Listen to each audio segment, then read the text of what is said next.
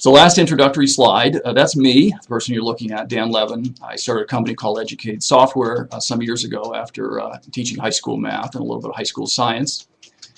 And I'm really pleased that you're joining me today, giving me this opportunity to share information that I've picked up over the years about this really important topic of improving instruction with and through assessment.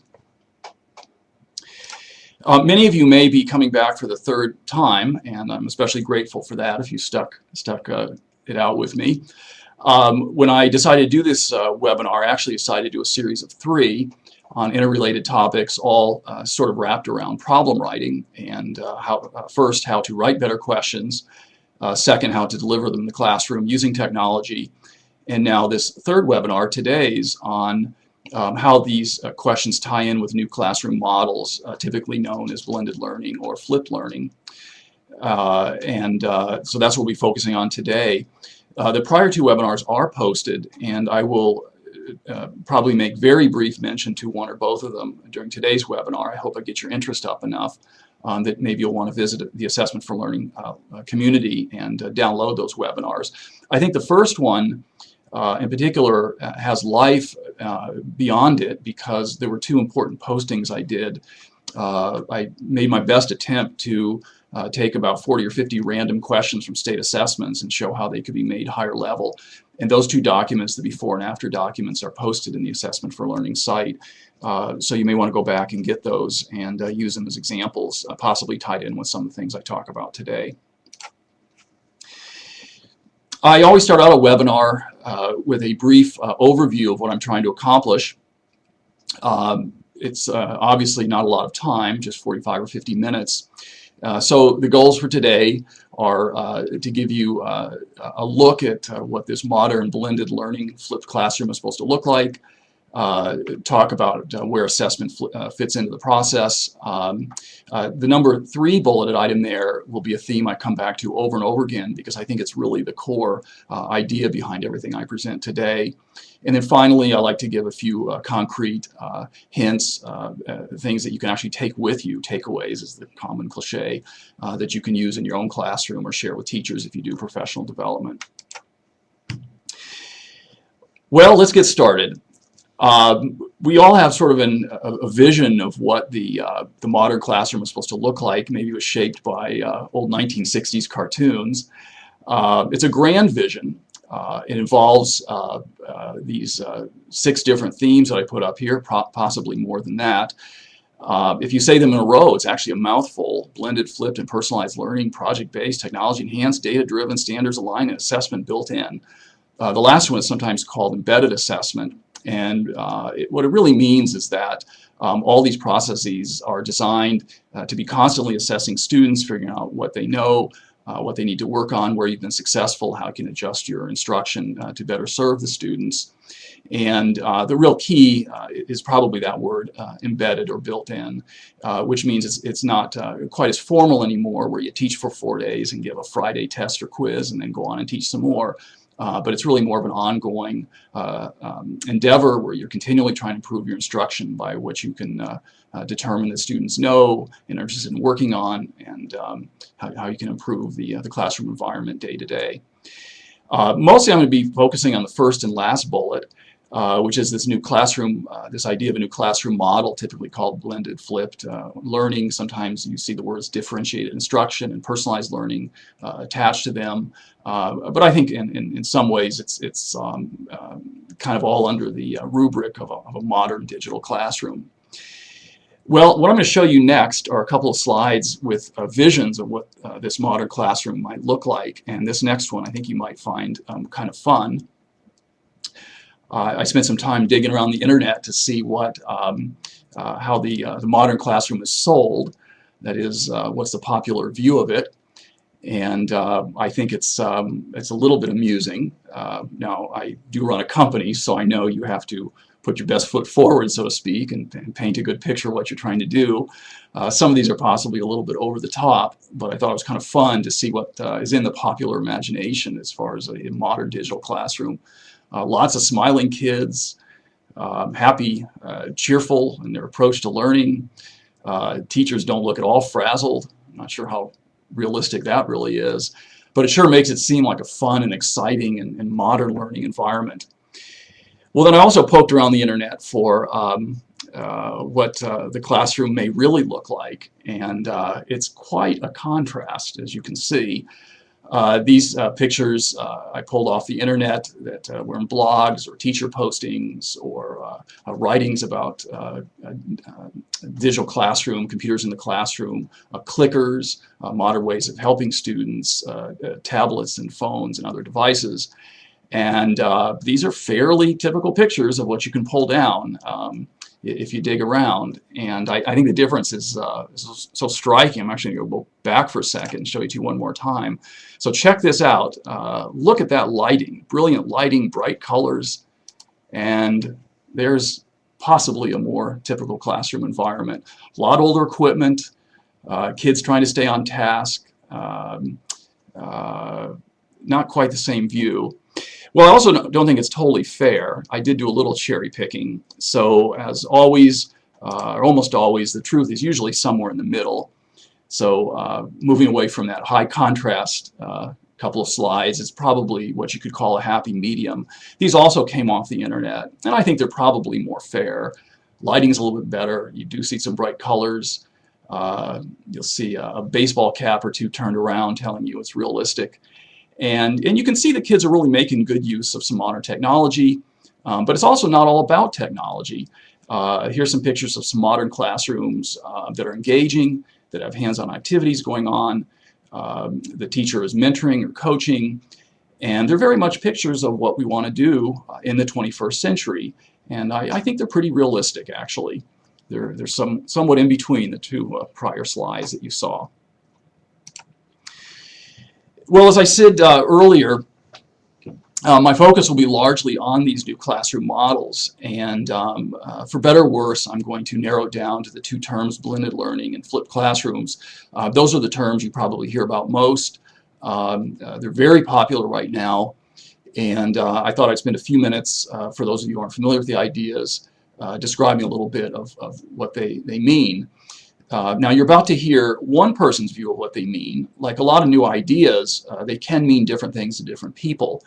And I just want to throw out that little bit of a warning that this is my spin on what these concepts mean. And I think I've got it mostly right. I try to do some background research to see that my ideas are pretty much the mainstream. But you could well hear some very interesting variations of what I'm telling you from other people. And it's definitely not a situation of one person being right and this other view is wrong.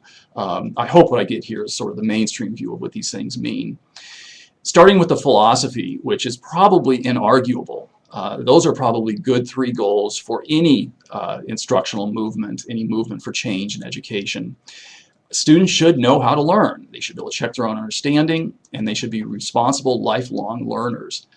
And I really like the idea of responsible thrown in there. A lot of reasons for that. I can tell you as an employer that I face a lot of the issues you read about in the popular press, which is that a lot of the people coming into work aren't always prepared to learn on their own. They don't necessarily know how to learn. They sometimes think that the learning ends when the clock hits 5. And I worry sometimes, not just for the implications for the business, but what lies ahead for these people, because the workplace is definitely changing, just like schools are changing. It's highly unlikely that people are in the same jobs for their whole lives. And so knowing how to learn, knowing how to improve your skills, and taking some responsibility to do that on your own after hours is really critical. I think work is obviously not just for gain, to be gainfully employed and make a living, but it's also for personal affirmation. It's for being happy. And if we teach students at a young age how to learn and grow, find what they like to do, get really good at it, then I think we've increased greatly, not just their employability, but their chance of happiness in life, especially as the workplace continues to change in the coming decades. So I think that's a really important responsibility that we all share if we're involved with education. Now, getting a little bit more concrete, let me say a few things about the pedagogy. I think also some of these things are pretty non-controversial. What it really comes down to, in some cases, is what they mean. And I think there's a certain theme here which I can best express by using a coaching analogy. I know sports analogies can get overplayed, but I think it's really apropos here in a couple of important ways. The basic idea, borrowing from coaching, is that when the students come together in the classroom, there are better things to do than work on the low-level skills. Classroom time is really important. And good coaches know this when the athletes are out on the ball field or in the gym or on the tennis court or wherever they might be, this is the time for the students to come together. This is the time when I can share my expertise. This is not the time to teach them necessarily, maybe at a young age, but it's not necessarily the time to teach them how to dribble or give them practice shooting free throws or doing 100 or 200 serves on the tennis court. That they can do on their own. And I think good coaches by the age of 9 or 10 or 12 are pushing that hard on their teams, is don't waste my time here. We need to work on strategy. We need to work on teamwork. We need to work on an understanding the game. And I need to teach you how to advance those basic skills into what is going to make you all winners. So please do the other stuff on your own time. And if you don't, you may not stay on this team, at least not for very long. Now, I think what I just described is probably been a goal for 100 years since John Dewey in schools as well, but it's not quite as easy to achieve as it is with a sporting team. And some of the reasons are obvious. Sporting teams tend to be voluntary. School attendance is mandatory. That may be one of the biggest reasons right there. But also, until very recently with the internet, it was hard to kind of pull in that philosophy into the classroom for a couple of important reasons. One, you can just ask yourselves, when kids are on a team, and if the coach says, pick up these skills outside of our team play, it's pretty easy for most kids to do that. They do it after school. They do it by watching TV and watching the professional athletes play, and so they can kind of learn that way what they need to do to be a good player. But of course, students don't spend a lot of time outside of school, unfortunately, or at least they haven't until this new blended learning, flipped classroom model started to take hold. They're not watching on TV a lot of professional mathematicians solving problems or historians writing essays, and they're certainly not going out to the ball field watching kids doing homework. And so in a lot of ways, classroom teachers have been at a disadvantage compared to coaches. But I think the whole idea behind blended learning and flipped classrooms is it doesn't have to be that way any longer. With the internet, there's lots of ways for students to learn from each other outside the classroom. There's lots of ways for them, not necessarily to get this information off of TV, but certainly to get it from videos. With TED Talks and Khan Academy and and YouTube, all kinds of other sources, students really can be expected now to pick up the basic skills outside of the classroom and then to spend their classroom time doing the kinds of things that I said were important for sports. The high-level stuff, the hands-on work, the stuff where the teacher has something to contribute, and the work with their peers, collaborative work, the kind of stuff that's going to matter when they enter the workplace. So that, I think, in a nutshell, is why the coaching analogy kind of works here. And I think it's a good way to sort of frame where classrooms should be going with the advent of the internet. All right, so I'm going to get specific in a moment with what this means for assessment for learning, but I thought I would throw this slide up because I think some caution is in order. With every new movement in schooling, you can go overboard, things can go off in the wrong direction, the focus can go in the wrong place, and I think one of the things that these three quotations definitely gets across is the technology has to be the tool, it can't be the driver. And I think the sort of the common way of saying that is that we shouldn't be ruled by the technology. We don't want to let the technology rule us, we want to control it. And I think that's probably the single biggest cautionary note, is that we want to employ it for what it's good at, and don't just do things because they're cool or new, or they involve the latest gadgetry. I think the quote from Salman Khan is particularly interesting. That is the Khan of Khan Academy. I kind of like that personally because I kind of agree with him. If you're going to skip something, it's like skipping the TV watching, but don't skip doing the problems. And that was sort of an indirect theme of my last couple of webinars. The problems in the end really do matter, because that's the high-level practice if done right. Okay, let's start getting a little bit more concrete. And by the way, that last slide probably violated a few rules with PowerPoints. I think it was below a 20-point font. It was a lot to read. But I think I earned a couple of font credits with the first few slides that were just photographs. So I hope you don't mind having read through those. And if you missed them, remember you can download the whole webinar and go back and read them, because I think they're pretty worthwhile quotes. All right, getting more concrete. Every PowerPoint seems to need some kind of neat graphical organizer.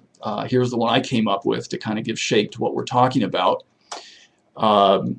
Maybe there's some better way of presenting a flipped classroom or a blended learning environment, but this was the best one I could come up with for what I wanted to discuss. There's really 4 opportunities, if you will, to do this kind of new style instruction, this new kind of assessment. And I broke them down into the start of class, during class, end of class, and then the real big new one, after class, which is the one I've already alluded to, which is where students do work with videos, they work with the learning communities, they get help from their friends or third parties. There's a lot of free online help now for students trying to learn, homework help, question and answer periods that follow videos, and so forth. I actually won't be spending a lot of time on that because I think other people have covered it extremely well and are even far more knowledgeable of it than me, since I've been out of the classroom for a while. So the after class part of all this, I'm going to come back to toward the very end in what I consider sort of an interesting way that I think our company is helping with, but otherwise I won't be spending a lot of time on it. The start of class, during class, and end of class is something that I personally sort of like a lot, because it does involve problem solving, which I kind of consider my domain. It's what I always enjoyed the most when I was a teacher, is writing and helping students solve good problems. So I'm going to put most of my focus on that, and I broke it down into 3 things, but those are a little bit arbitrary. Possibly a good metaphor for the 3 things is a normal curve or a bell curve type shape, where the during class is the bulk of the curve, and the start and end of the curve is definitely less time on those things, and some days you might skip one or the other, but I think the bell curve shape for those 3 things is probably a pretty decent metaphor. All right, let's start with the before class. This is sort of a classic exercise for starting a class off. Problem of the day is what a lot of teachers call it, or warm-up exercises, and there's a whole bunch of names for this sort of thing. I always favored it when I was a teacher, because it accomplished a bunch of things, not just getting students to work on good problems, but it often got them to arrive at class on time. It got them to settle down quickly, to be quiet and get to work. If you structure it right, you can let them start early, so they get another minute or 2 of work, and that helps the quieting down even more. In a modern classroom, it's still a good idea, because you can take advantage of different delivery mechanisms on student devices like smartphones and tablets. I talked about that a little bit in my last webinar. If you don't have one-to-one devices yet in your classroom, you can still use overhead projectors, and of course you can fall back on paper as well. And I'm going to give you a good example of that in just a minute, which probably, in my mind, even surpasses devices still, even in this modern age. Students can work in pairs, as I pointed out. There's going to be some other opportunities to do group work, which I'll talk about in a minute, so I'm not sure it's that important, but it is an opportunity for students to work together. And then, of course, most important of all, is it lends itself to all kinds of good problem solving, which was a topic of my last couple webinars, so I won't repeat it here. But we are definitely not talking about multiple choice or low-level questions. I mean, these can be tasks, they can be writing assignments, they can be multiple step problems that involve a good 4 or 5 minutes of problem solving. They don't just have to be little 30 or 45-second exercises. Now, the little light bulb hint is actually a trick I want to share with you, which I picked up many years ago when I was doing some teacher training. I introduced the idea of a problem of the day because our company has made database software for many years, and I was showing teachers how to use it. And a teacher raised her hand and suggested an idea that I had never thought of, which was sort of a semi-random assignment of the problems. I think she called it a bucket of problems. I'm not sure that was the exact term, so I wrote down a box, bucket, or a basket. But the basic idea is that right near the front door of her classroom was a bucket of problems, maybe 50 or 100, that she had cut out, probably the old-fashioned way with scissors from Blackline Masters or something like that. And she cut them up and threw them in the bucket and told the students, when you come to class, you reach in there and you pull out a problem, you go to your seat and you do it. And I thought it brilliantly solved a couple of issues, which was no cheating, because the kids all have separate problems. Of course, it's a lot harder to go over them as a class, but it doesn't stop you, because you can have some students who had difficulty with theirs raise their hand, and maybe other students can jump in and tell them how to solve them. So it can lend itself to a lot of really good group discussions and interactive activities right after the problem solving. But I thought the single most brilliant thing the teacher suggested, which again I'd never thought of before, I remember it to this day, is that to make it really effective, the teacher found, is you had to assign different point values to the questions. I think this was a junior high school teacher, and she said at first when she was doing this, she gave out the problems and kids would, they still kind of cheat, but not in the usual way. They'd look over at their colleague's desk next to them and say, well, that's not fair. Freddie got an easier problem than I did. Or Freddie would look over and say just the reverse. You know, Jeannie got an easier problem than I did. And so it was kind of disruptive because they were looking at each other's problems instead of focusing on their own to see who had the easier one. And the teacher solved the problem in a neat way. I think she did it with gold and silver stars. She would put gold and silver stars on certain problems. And if you got a gold star, you got triple points. If you got a silver star, you got double points. And it completely changed the incentive structure, which I thought was really the great thing. Because the students would reach in the basket, you know, if the cards were turned upside down, they couldn't tell. And they'd pull out a gold or silver star, and they'd throw their hand up in the air and say, yeah, I got a gold problem today, you know, and then you get triple the points or something. And so you can see how that really changed the incentives. I mean, that's exactly what you want to do in the classroom, is reward the kids for doing hard work and solving tough problems. And if you don't have gold and silver stars, you can just put point values on the cards, as I showed in my little illustration there. So that was a neat thing I learned years ago that I just want to pass along. I think it's really effective even in today's modern digital classroom. And I suppose some brilliant company will come up with a way of doing the same thing on tablets or phones, where the questions can be randomized and eliminates the need for paper. I haven't seen such a thing yet, but I bet it's not far from happening. All right, so now let me shift to the bulk of the bell curve, which is really where blended and flipped learning comes into play in a big way. And it principally involves small groups. And by the way, on an earlier slide, when I mentioned the three parts of the classroom, the beginning, the during, and the end, I forgot to mention something that was not a typo. I had the word in there during the middle of class. During class is when you can do your formal assessment, and that wasn't a typo. It wasn't supposed to say formative assessment. Formative assessment is now listed on the top of this card, and by the other use of the word, I just meant you know, the full hour-long testing, the good 15-minute quiz, you know, the more formal. Here's a bunch of questions, here's a writing task, here's a lab exercise, and you're going to be graded on this. And I just called that formal assessment. The formative assessment, I believe personally, and I think other people would back me on this, is supposed to be the ongoing kind of assessment which is generally embedded. It can certainly be of the more formal variety, where students are handed a quiz or they get a test that they take on their tablet, or they use clickers for it, and you get answers and they're scored, and you use that to inform your instruction. That can certainly be formative assessment. One of the problems with it is a slight delay, because it does take scoring. So the formative assessment that I have listed here is more of the embedded kind, where the teacher is observing. Students might ask questions, raise their hand, they might be called on. You may watch how they interact with their colleagues, and in a sense, this embedded sort of assessment, how they're answering questions when they're with their friends, how they're assisting their friends and colleagues learn something. There's probably not yet any formal device for measuring, so it really involves a teacher walking around the classroom, answering some questions, maybe calling on some students, but it's still assessment. It's probably what good teachers have always done, which is try to figure out what the kids are having trouble with, what they know, what they can't do, and jumping in and helping them. Using that coach's analogy again, it's probably very similar to what a coach does during most practices. Now, let me go through a couple things I wrote on the slide real quickly.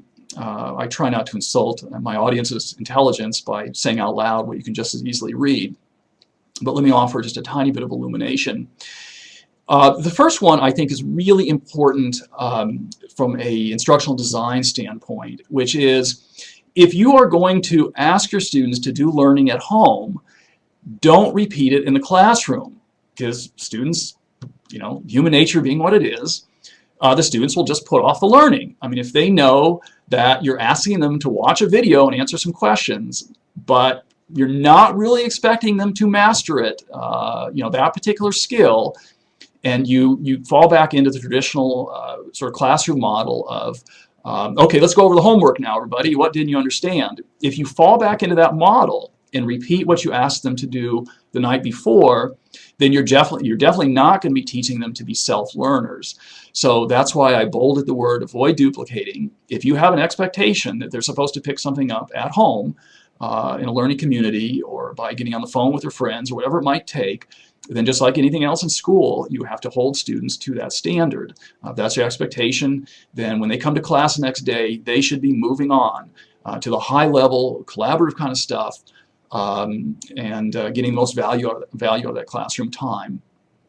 Now, the teamwork stuff is always the tricky thing, because as most teachers know, some kids can be dominating, some kids can be grouped with some kids who don't really want to learn, and I am under no illusions that that stuff can get tricky. But there are some modern devices that do seem to be helping. Using video and having students record lessons and possibly commenting on them, explaining what's going on, I'm hearing and seeing on the internet is really working in a lot of cases where more old-fashioned group learning is just kind of falls apart. I'm going to talk about that a little bit more on the next slide. The other thing is that this video recording really allows students to get some credit for very creative work, doing innovative things, possibly playing to their strengths. Maybe some students aren't so great at working through a math problem or figuring out a complicated balancing of a chemical equation. But they can make up for it by putting together a really neat little video with a friend of theirs in a group, going through the exercise and doing the best they can to explain what their friend is doing. So that's kind of what I mean by using video. As I go to the next slide, I can explain this in a tiny bit more detail. Here are a few screenshots of some of these tools. One of them, which is kind of featured on the right, is called Coach's Eye. Now, I'm not personally in the classroom, so I have to learn about a lot of this stuff by reading bloggers and talking to people about it. Some of you who are in the classroom and have used these tools might want to jump in and comment on them in the chat or share some of your experiences. But I can tell you from both a parental experience, I've seen my daughters make these in their classes, and they really love it. They take it seriously. I have two great daughters, so it doesn't surprise me entirely that they take the assignment seriously. But they've had fun with it, and they've done neat work, and I think it's really improved their understanding of the topic at hand. So I'm a big believer in it, just from a parental standpoint, as well as sort of an outside observer of what's going on. Now, the Coach's Eye application that I mentioned before is kind of interesting on two levels. Number one, it was actually designed for coaches to go out and with a smartphone video an athlete performing and commenting on it while the athlete was performing, so they didn't have to interrupt the athlete. And then they could go back later and show it with their comments. And it also has drawing capabilities, so I suppose a good coach can show diagram mistakes in the golf swing or the baseball swing or the spike in volleyball or whatever it might be. And that's what the two little whiteboard images down on the right are. And on one blog, I noticed a math teacher jump in and say how great it is for just working out exercises, because if you use this particular app and just shoot a whiteboard and leave it up there, no other photography, then you actually have a little portable whiteboard where you can sketch out how to do things. The bottom left little screenshot there is a timeline. This was an actual video I found online that a history student had done explaining a timeline. And I thought that kind of illustrates that it's definitely not just for traditional problem solving, that you can use this idea for a lot of different tasks in all subject areas. It could be timelines, it could be graphical organizers, it could be, I suppose, diagramming a sentence in language arts, it could be showing the sequence of events if you're taking apart a story, laying out different themes for reading, and then explaining them. And on that note, let me throw out one last thing that I read in a blog that I think is important to pass along, is you have to be very careful if you are asking students to do these things, that they get beyond just color commentary. I wrote that on the last slide. I put it in quotes. That's kind of the difference between some good sportscasters. And speaking of that, if you want to research examples for math here that I've given, in math, what I've just described is often called math casts. Type of video cast for math problems. I couldn't find something analogous for other subject areas, but if you're a math teacher, look for math casts and you'll see lots of examples of what I'm talking about here. But anyway, back to what I was talking about, sportscasters. One blogger mentioned how important it is to get the kids to understand, just like with sportscasters, there's a very big difference between the play-by-play calling and the explaining. The play-by-play caller would say something like, oh, Sam is now moving an algebra term to the other side of the equation. Okay, that's the play calling. The real color commentary is the explaining. Why did Sam move that term to the other side? What is Sam trying to accomplish? What other tricks could Sam have used here? What makes Sam's method different from somebody else's? And I think that's really important to get students to understand that if you want to use video to its full potential, is there is a difference between just saying what's happening and actually giving an explanation. And I'm sure for all the teachers that I'm talking to here, I'm preaching to the choir, you know that explaining something is really a great way of understanding it. There is a big difference there. And I can even testify to that firsthand, because it wasn't until I put together this webinar and had to put these slides together that I really felt, in my mind, I got much straighter some of the ideas that I was going to try to communicate. So it's very important to go through that exercise of explaining. Okay, coming to the far end of the bell curve.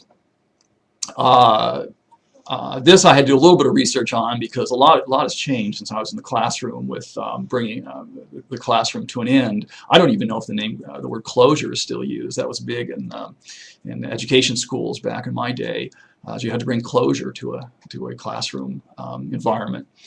Exit slips are very popular. That was a big discovery of mine. I had no, in fact, I'm going to jump forward here and show you the next slide and then come back to this. I had no idea how popular exit slips are. I mean, it is a veritable cottage industry now of doing all different kinds of things that students can fill out and drop in a basket on their way out, or talk about, or come in the next day and discuss. Some people who know more about this than I do could possibly comment on the value of, or whether some of these are more valuable than others. The passport I was a little chagrined to come across, because if I were still teaching, the last thing I want to be doing is having kids raise their hands up in the air and shouting, "Out of here, I'm done." I'm not sure that's sending the best message, but I guess that is one possibility. But you can see there's exit tickets for the seasons. There's exit tickets made to look like boarding passes and so on. Now back to the prior slide. Things have definitely changed at the end of class periods. Voting and surveys are also pretty popular now, probably because of the advent of clickers, and they may gain in popularity with smartphones and devices. They give an opportunity for students to kind of weigh in on things as a group, possibly anonymously. So that's really nice. I think that's always been a good feature of the clickers. Many teachers have commented that over the years that I've seen, is it does give students an opportunity to vote anonymously or express their feelings about something without having to raise their hand, without having to give themselves away. So I think that is a way that technology has really contributed to this kind of closure activity. One of the important points I discovered as I was reading more about these activities is in the bottom green box there. And I kind of a little fun with a little Shakespeare-esque like quote there. One of the problems that I noticed a few people commented on is something to realize about closure activities that in some ways can defeat the purpose of a flipped classroom or blended learning or embedded assessment, is that you can't always give students the feedback you want to give them. So be careful of that. If they are turning in a document, if the closure activity is having them answer a question or express some, give you some feedback about what they thought of the lesson, it's often too late to do anything with it until next day's class. And so just keep that in mind. I think the closure activity should probably serve a different sort of purpose than the warm-up activity for that reason, is that you don't have an opportunity to give feedback right away. And I think immediate feedback is one of the goals of the modern classroom. Okay, so now I guess you could call this a word from our sponsor. For those of you who attended my other webinars, I hope you agree that I've tried to make these non-commercial. I'm really not comfortable with blending the two things in, but as before, and if you've seen this before, I'll be very quick, so it won't be just a total repeat. I do need to show you a little bit about our company's website for no other reason than it's a great source of questions, and it will let you see some of the things, it'll let you see some technology that facilitates some of the things I've shown during my webinars, let you see where some of the questions have come from, and how you can implement some of this stuff yourself. Again, totally for free. What our company does is it makes a website called Problematic. It's a huge database of questions, growing. In fact, we'll have a very large update in the next few days or next week, adding about another 10,000 questions. And these are not low-level questions. I try to impress that idea upon people that don't know the website. I mean, some are, but there's an awful lot of good tasks and higher-order thinking questions in there that come from states and other organizations. And we were very fortunate, and we appreciate very much the states that have given us permission to republish their questions. They're not just from assessments. Many of them come from curriculum samples, handbooks for teachers and students. And if you look at those, you'll find some really good high-level thinking skill sorts of questions. So here's just a little screenshot of kind of how it works once you get inside the program. You can pick from different panels. There is a for-pay part of the website, and this screenshot's actually out of date now by a few weeks. Our company built its own Common Core database. That is a for-pay part of the website, but you don't need to subscribe to it. You can get the 90,000 questions paying absolutely nothing. So don't think of this as too much of a sales pitch. You jump into the topics and you pick what you like. We've reorganized these questions by both topics and their original tests, or their source documents. They're not all tests, so you can pick either way. You click on the questions that you want, and it looks like my little orange circle slipped by accident. Sorry about that. Maybe it's a preview problem here. You pick the questions you want. You can visually rearrange them by dragging and dropping. You choose a few formatting options, and boom, as John Madden used to say, you click a little preview button and you can download a custom-made PDF file, either in a kind of a traditional test worksheet layout or you can make some of the things I've alluded to in this webinar. You can make game cards, warm-up activities, overheads. If you're not lucky enough to have a one-to-one device type of classroom, you can project overheads on the board and use them with clickers or devices and implement a lot of these new ideas that I've been sharing with you. In the interest of time, I will just say very quickly, one of the innovations that I think we've done is we've gotten questions to fit.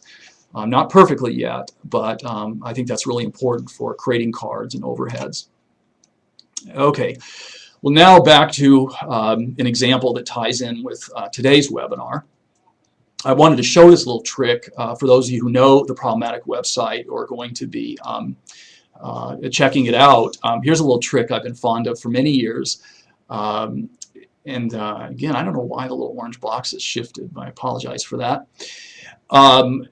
The program has this duplicate button, and a lot of people wonder what that's for. One purpose is to clone a question if you wanted to write a variation of it. But there's a neat little use for it that a lot of people don't think of, is that you can pick the same question multiple times since by duplicating it. And you might wonder why would you want to do that if you know, if you're passing these out to students.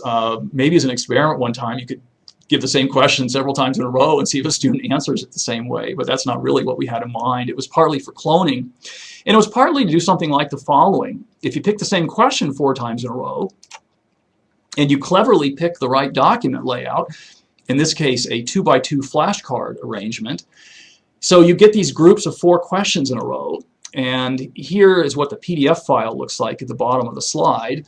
And so you can imagine if you picked you know, multiple of 4, 16, 20, 24 questions, and you print these out on pages, you take them to a cutting board, you slice them apart, and you get equal decks of cards, totally customized, you know, for whatever group activity you're working on in a day.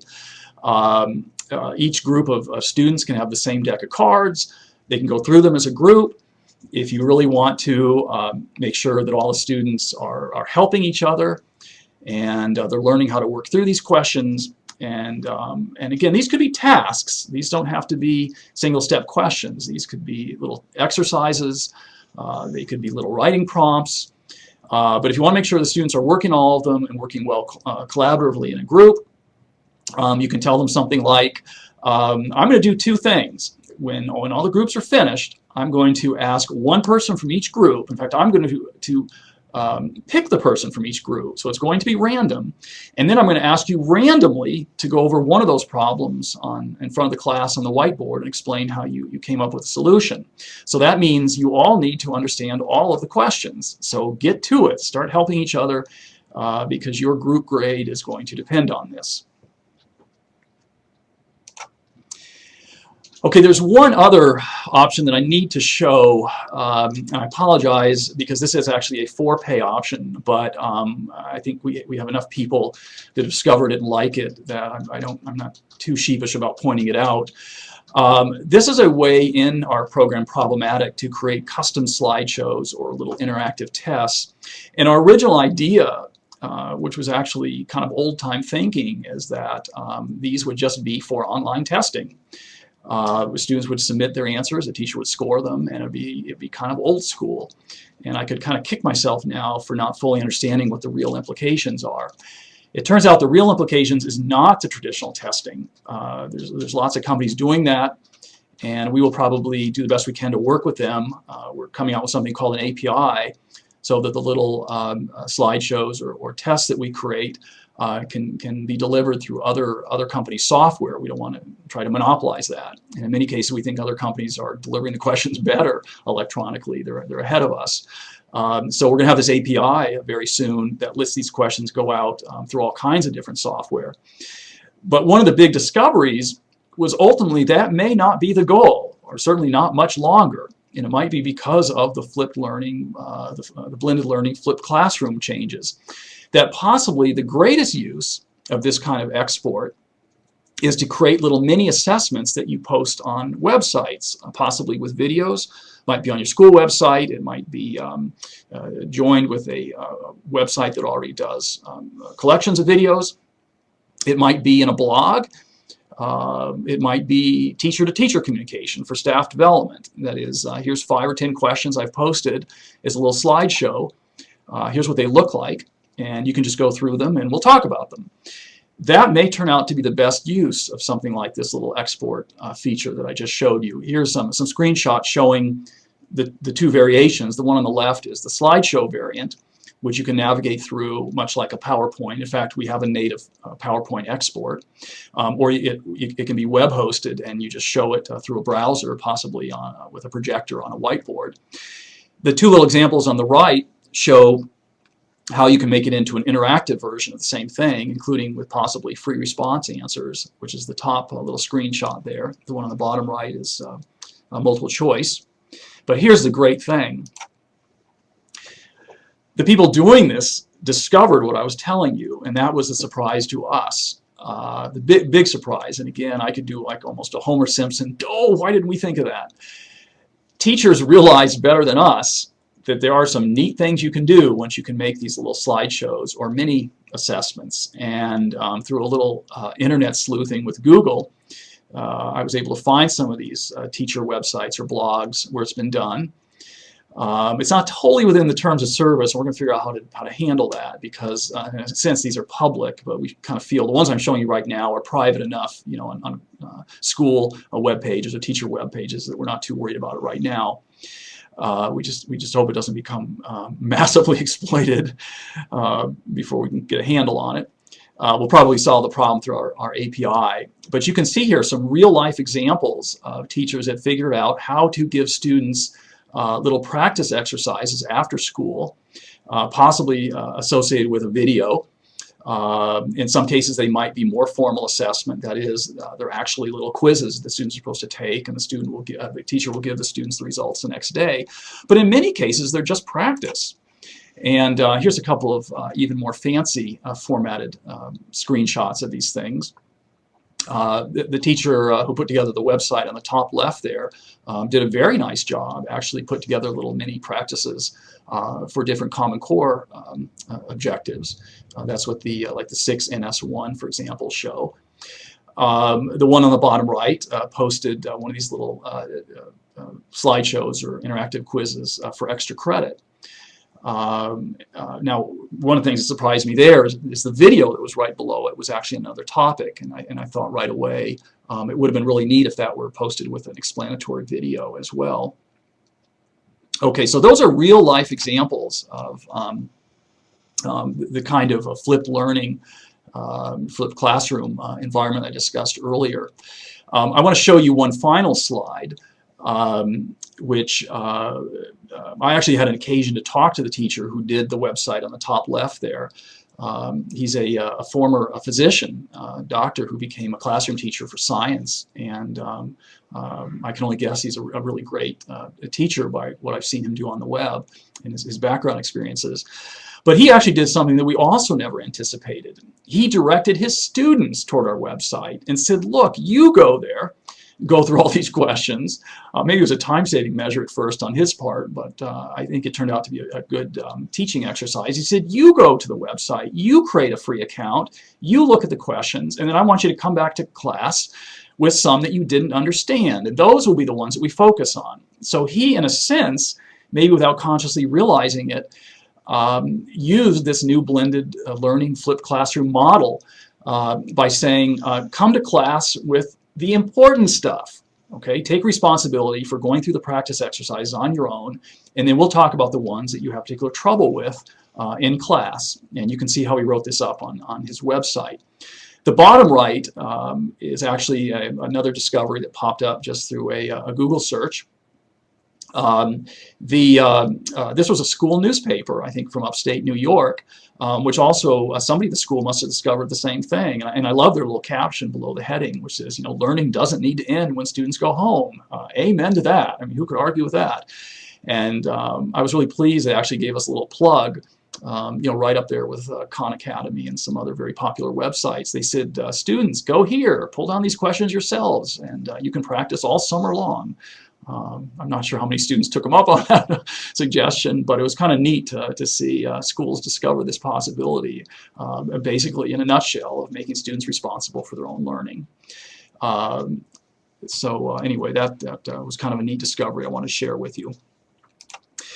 Okay, well, we're coming to the end, so it's the concluding remarks slide to kind of wrap everything up. You know, I did start with that slide on the stock photographer's view of the modern classroom, which was a little bit tongue-in-cheek. And then I went from that to what some more typical classroom shots look like, and then I showed you the little happy medium. The truth is, which everybody knows, is this is a messy business, and it's new. There's a lot to be figured out still. There's going to be a lot of trial and error to get it right. And I don't want to give anyone the false impression who sees this quick little 50-minute talk I've just given, you know, that it's going to be easy. It won't be, but I think it's a really exciting trend, and it's a great. I think it's a great time to be in the classroom implementing these things. The little blue remark, I guess you could just call it Dan's philosophy. And I think the model for students is probably the key phrase in there, is that what we're doing now with blended learning and flipped classrooms, in a lot of ways, is what students go through. We're figuring out how to teach, how to use these new technologies to raise student achievement. And I think we want to be good models for students. They're learning how to do stuff. We're learning how to do stuff. We need to accept some failure. We need to pick ourselves up and try it again differently the next day. We need to solve problems. And so that's the final thought I'll leave you with, plus a great big thank you for joining me. I really am grateful that so many people would take time out of their day to hear what I have to say and explore some of these ideas. So truly thanks for that. And now I will stop talking and try to reserve at least the last few minutes for any questions that somebody wants to put up on the screen. So thanks again, everybody, and have a good afternoon, good evening. Any questions from the chat from EdWeb or okay? Oh, we have somebody from Australia. Fantastic.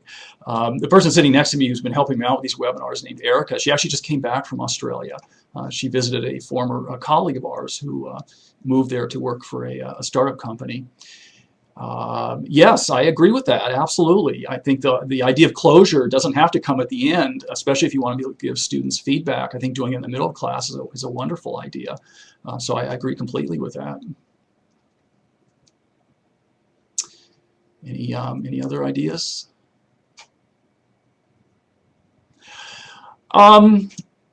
Well, boy, that's hard to answer, especially in the last minute and a half. So that's a big question. I think if we just go back to the fact that the technology is a tool may help a little bit. If the technology is not treated as the end in itself, then I think it can help in a lot of different ways. Getting good questions in front of students, getting quick results from them. It could be the closure activity that lets them vote and express some feelings anonymously. It can be the video example that I gave of students using smartphones or tablets to do their own videos, shooting videos of their friends, their other students working in small groups, of how they go about solving a problem. It could be an opportunity for the student, him or herself, to do a video which explains a problem-solving method. And so those are just a few of the quick things that pop into mind. I mean, since I'm not currently in the classroom, there are probably hundreds or thousands more. I mean, using it for research, of course, on the internet. I mean, who can leave that out? Using it to participate in learning communities. These are all uses of the technology. And I think as long as the technology is employed for some valuable end, and it's not just to use the technology, I mean, there's got to be hundreds or thousands of wonderful ways of improving instruction and teaching. Hello from the Bahamas. Well, thanks for participating. Yeah, that's another big question, and for just a little limited amount of time. That's actually probably a really great question to post in the assessment for learning community. For one reason, a lot of terms get thrown around that can lose their meaning. They can mean something different from the person who first proposed the term. I think experts would probably tell you there are slight differences between the two, although I think in common usage, authentic and performance assessment are probably pretty close, maybe just in common usage.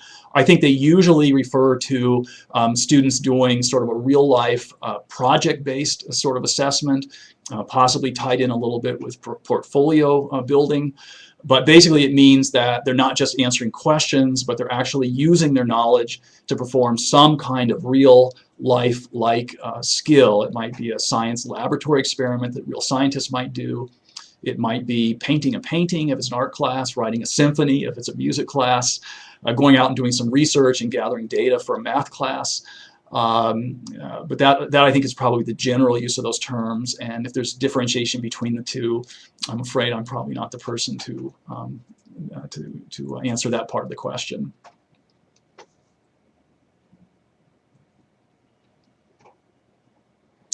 That's a great question. I wish I could have addressed it in this webinar, is that access to technology is still a big issue, because if you're going to do a blended learning, flipped classroom kind of approach, kids absolutely do need to be able to reach the internet, and that is a very real problem. I wish I could have addressed it today. I probably gave it short shrift by not bringing it up, so I'm glad you did. I think school libraries are trying to address it by giving kids access after school. Public libraries are trying to address it. Even the federal government, I think, through some funding initiatives is trying to address it. So anyway, it definitely has to be considered as you try to implement these new ideas. Okay, I think, yeah, that's like my signal that we've reached the hour mark.